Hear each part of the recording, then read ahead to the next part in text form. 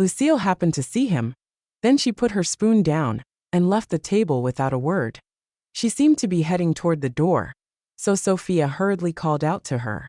"Are you heading out, Lucy? River and I are going on a date too. Could you wait a while?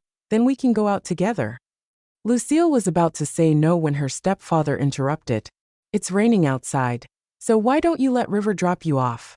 Otherwise, your mother and I will worry." Lucille could not say no to Dan, so she had no choice but to wait in the garage. She was heading to the embassy to handle her student visa. At this rate, River would find out about her plan to leave. No matter how she pored over it, she could not think of a way to delay the inevitable. Whatever then, let him find out. Either way, she had already bought her tickets, so there was nothing he could do to stop her. After a while, Sophia and River finally joined her in the car. They took their own sweet time. Strangely, Sophia jumped into the back seat and even tried to start a conversation with Lucille. However, Lucille was not in the mood to talk, so she just hummed and hawed in response.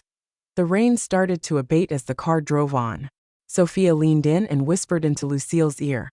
"I know you don't like me, and I know you and River are more than just siblings. Still, there's no way the two of you can get married, and River isn't completely opposed to being with me. I bet I can steal him from you whenever I want. Wanna wager on it?" Lucille jolted slightly and turned to glance sideways at Sophia.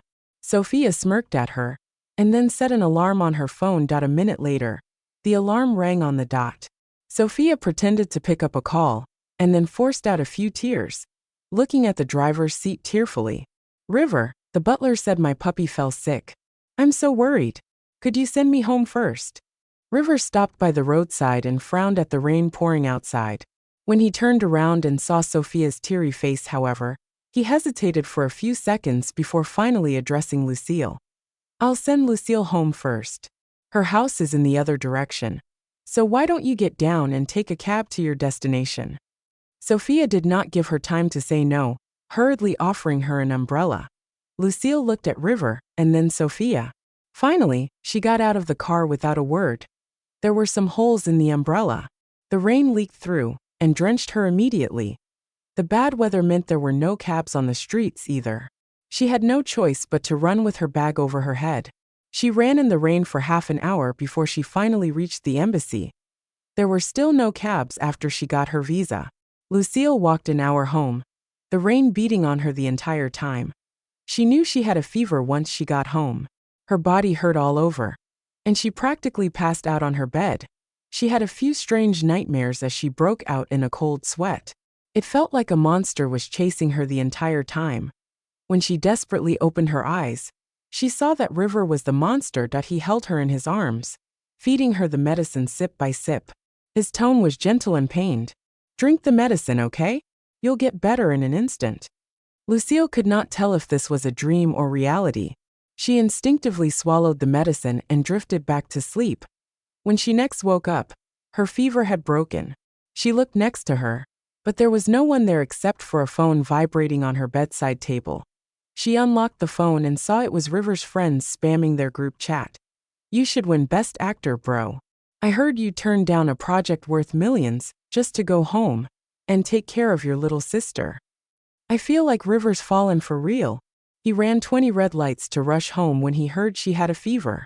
Has he actually fallen in love with her?" "Agreed, I don't think that anxiety was an act." River replied. "Me fall in love with her? Over my dead body. I'm just doing this to make her even more devoted to me. That way, won't her heart be shattered once she finds out the truth?" Every word shook Lucille's heart. She thought, "Over my dead body? Is that what you say to me after 5 years of dating? River, you're heartless." All the strength drained from her body. Her hand fell limp by her side. The next second, her bedroom door opened. Walking in with a basin of warm water, River stiffened and then quickly grabbed his phone back. His usually lazy drawl was a touch nervous. "What did you see?" Lucille lowered her head to hide her reddened eyes. Her voice was hoarse. "Why? Is there something I'm not supposed to see?" She did not understand. He knew she was already irresistibly in love with her. Why did he continue the charade? Was there any need to prolong this act? He was still on edge, worried she would discover the truth. Wasn't he tired after pretending all this time? Enough. He had achieved his goal. Her heart was already broken. River did not know what she was thinking. He just assumed she was in a bad mood because she was sick, so he hugged her soothingly. Of course not. I'm just preparing a surprise for you. Since you're upset, I'll tell you what it is right now. I found out a place that we can get married without any hindrance. Lucy, why don't we move there and get married? I'm already making the arrangements. They had been discussing a future like this for countless nights. Hearing him say it now, however, Lucille no longer felt any trace of emotion. Her heart was dead and still. She knew that they would no longer have a future. 10 days from now, she would be gone from his life, and he from hers. The first thing Lucille did once she got better was calculate how much the Dortmunds had spent on her over the years. She sat at her table, adding up all the expenses she had incurred since she joined this household. Everything from her living costs to tuition fees added up to $3 million. Her late father's inheritance and old property were worth $2 million, and she had saved a few dozen thousand from her part-time work. It seemed she had to find more work before she left to make up the difference. Lucille's expertise was photography. With that in mind, she found some freelance jobs online. Before long, she had 8 offers for everything from wedding photos to graduation shoots. She accepted every job and worked from day to night. She was too tired to even stand up straight. Yet she did not breathe a word of complaint. It was because her mother told her Dan had been divorced even before they met. He just never made it in public. In other words, they had dated and married as consenting single adults. She was never his mistress. Neither she nor her mother had ever wanted the Dortmunds' fortune. Lucille was planning to leave now, but she did not want River to keep misunderstanding her mother, not when Victoria was staying put. That was why she had decided to pay back everything she owed her stepfather. She worked her butt off for a week and managed to scrape together $3,000. Just when she was about to slow down her hustle, she suddenly received a huge order. Someone wanted her to take some photos at a birthday party. They offered her $2,000 for it. Of course, the high commission came with a price. Apparently, the photos had to impress the birthday girl, and they would only pay up once she was 100% satisfied with them. Lucille took the offer without hesitation. She needed to gather the money ASAP. On the day of the birthday party, she arrived at the location with her camera only to see a bunch of familiar faces. The one in the princess dress and crown was none other than Sophia.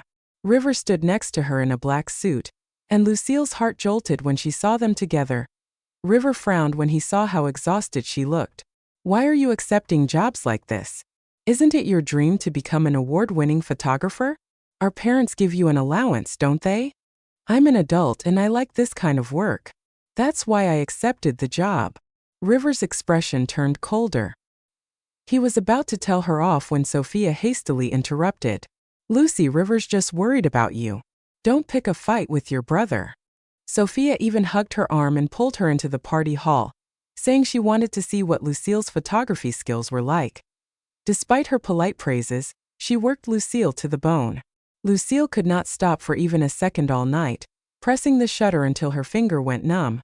She took almost 5,000 photos, but Sophia still was not satisfied. She insisted on Lucille taking a bird's-eye view shot even though the latter was exhausted. Lucille carried her heavy equipment to the 3rd floor, put up her tripod, and then aimed her camera at the center stage. Looking through her camera, she watched River step onto the stage. He personally put the necklace that was allegedly a family heirloom around Sophia's neck. Sophia smirked in the direction of the 3rd floor, and then jumped into his arms. Lucille knew she was doing this to show off to her. The entire night Sophia had done everything to publicly display her affection with River. She brought her glass of champagne to his lips, dragged him to the dance floor amidst cheers from the crowd, and complained that her calves were sore so he would give her a massage. Lucille had thousands of photos of them like this, close as lovers. She was already numb. She quickly took a photo of them hugging. Before she could click the shutter again, Sophia stood on her tiptoes and kissed River. Lucille's hand paused. Her hollow eyes briefly cleared up, and she focused her lens.eye in the HD footage. River froze up too. After 3 short seconds, however, he pulled Sophia into his arms. He put his hand on the back of her head and pressed her close, deepening the kiss. Wow, what a sweet couple. Looks like they'll be getting married soon. Ha ha ha. I'll finally get a daughter-in-law. Her stepfather's voice behind her woke Lucille from her daze. She quickly took a few more pictures of the highlight of the night,